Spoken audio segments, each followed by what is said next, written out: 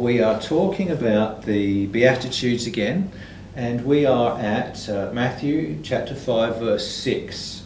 Blessed are those who hunger and thirst for righteousness, for they shall be filled.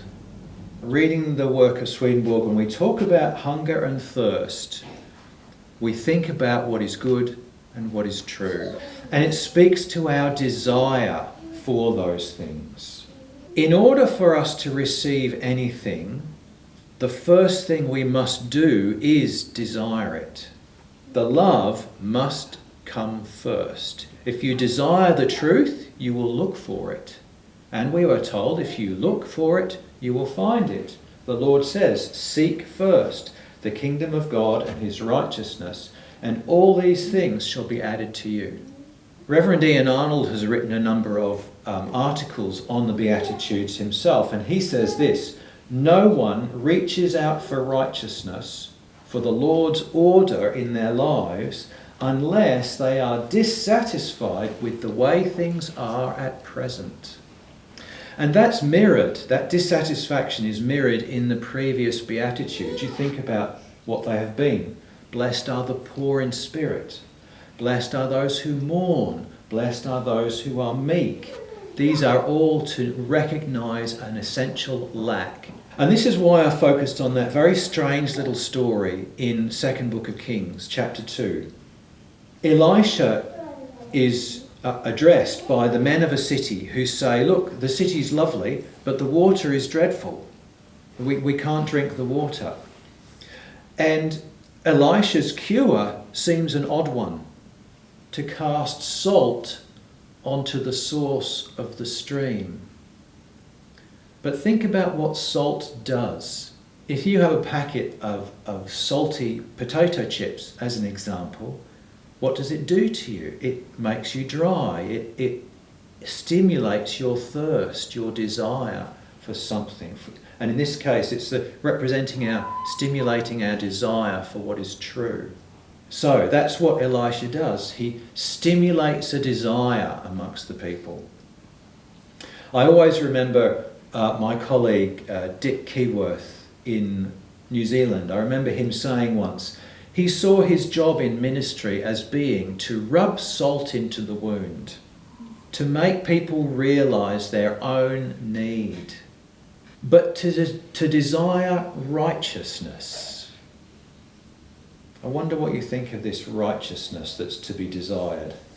The dictionary meaning of righteousness is the quality of being morally right or justifiable. And we might think of living according to the 10 Commandments or obeying the rules. The problem with that is you can live a life of obeying the rules, obeying the 10 Commandments, but still be entirely dissatisfied with the outcome of your life. So is this an empty promise? I just want to look at this word righteousness and understand what it actually means. So the Greek word dikaiosuné, translated as righteousness or justice, justness, righteousness. Righteousness of which God is the source or author. And that for me raises the question, what is the difference between the righteousness which is from God and the righteousness of humanity? True Christian Religion, paragraph 96, we see this statement: the righteous in the word means those who have lived in accordance with divine order, since divine order is righteousness. Now again, we might think of the 10 Commandments, but when I think of divine order these days, I think of something subtly different. Swedenborg writes this is Heavenly Secrets. He says, all the statutes, the commandments, commanded to the sons of Israel were laws of order in an external form, but those things which they represented and signified were laws of order in the internal form. If we think about the way our world is built, our world has natural laws. Now, I don't mean laws that we can choose to break or not. I'm talking about things like the law of conservation of energy, the law of momentum. If you jump off a building, you are going to be subject to gravity and you have no choice over that, okay? These are the kinds of laws we're talking about. But just as there are natural laws, there are spiritual laws also. Laws that you don't get to choose, the laws that just exist. They govern the way our world works spiritually. Well, what are they? What are those laws of order in internal form? As I read the teachings and the word, I come to three basic laws. I'll just go through them very quickly for you.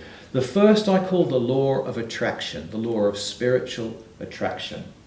And we see it in passages like Matthew chapter 7 verse 1, judge not that you be not judged. So to judge brings a judgment upon you. We see statements like this several times in the Gospels in particular. Forgive that you be forgiven, these sorts of things. And Swedenborg writes, like are drawn spontaneously, as it were, to their like. What we do, we attract.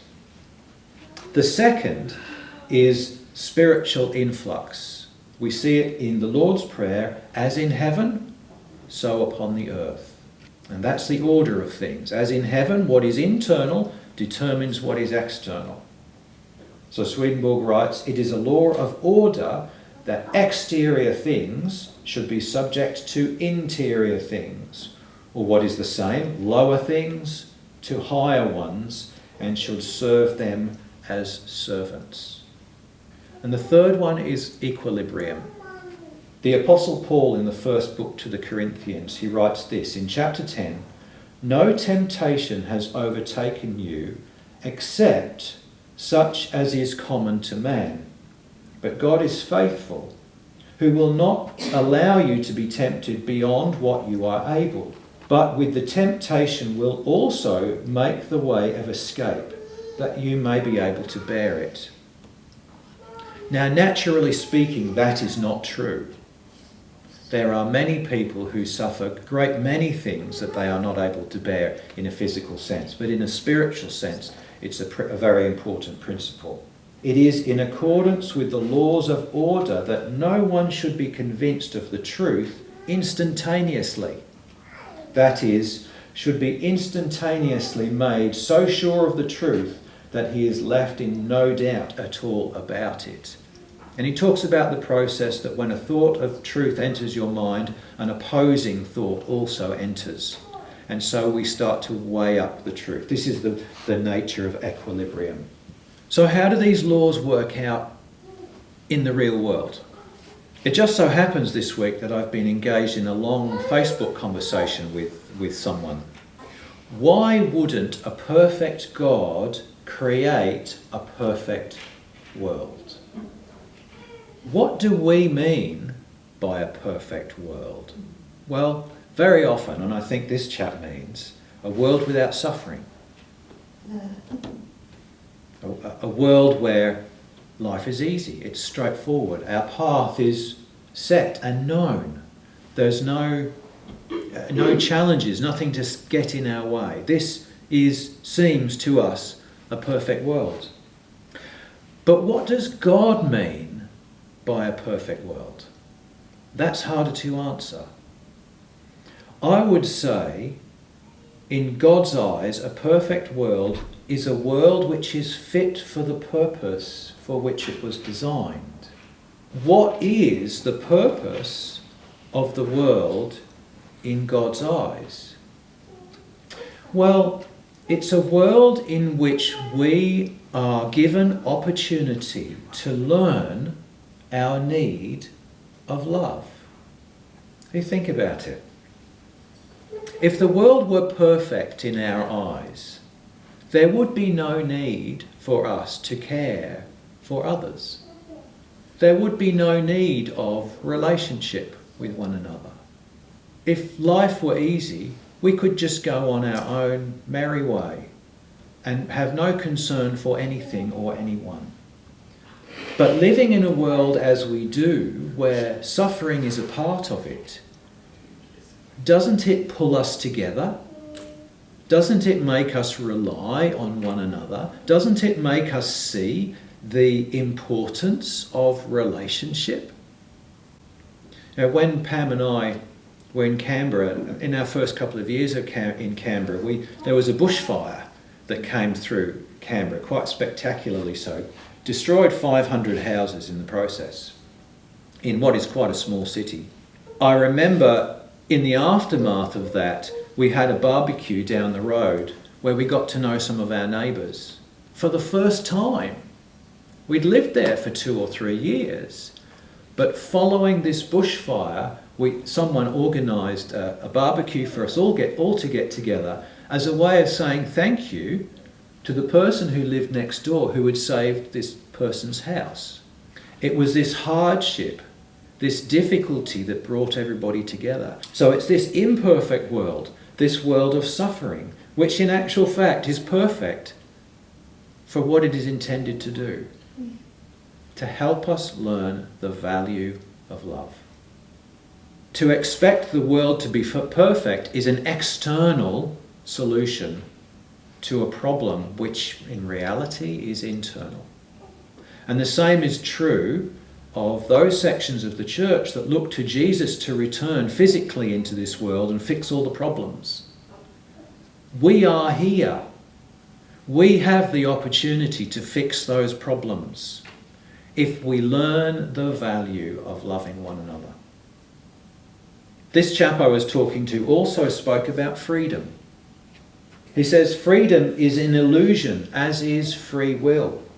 Free will is not free will when it comes with punishment and reward. It is coercion.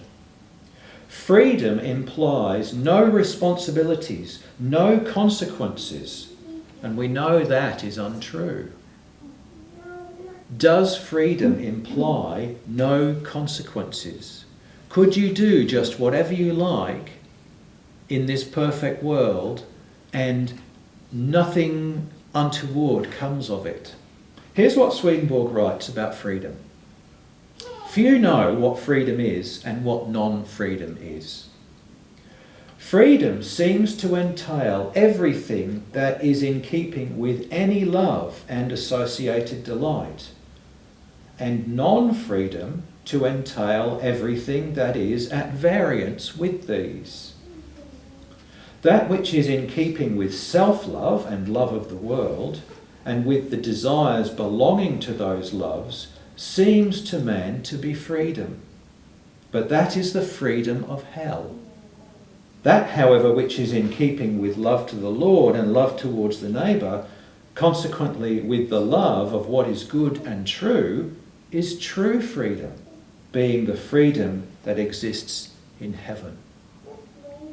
So, look, a world free of suffering and a world free of consequences for our actions is a complete fiction. It is an impossibility. Every world that might be created must have its laws by which it works. And the same is true of our relationships with one another and the spiritual world. They have their laws. They have their order, the way that they work, and we can't get around it. Imagine if you were to spend your life going around ripping everybody off. Imagine if your sole delight in life was to gain other people's wealth, other people's riches, by any means, no matter what they are. Now, my friend suggested that if they weren't caught, there were no consequences. But I suggest otherwise. How many people do you know and trust who go around ripping everybody off? Would you seriously trust someone and regard them as a close confidant if they spend their time ripping people off? No, of course you wouldn't. So there are consequences for the person who does that. Not necessarily that legal consequences if they're not caught, but personal, relational consequences. It becomes a lonely life. And I'm unfortunate enough to be able to say I have known people who have lived that life. There are consequences for our actions.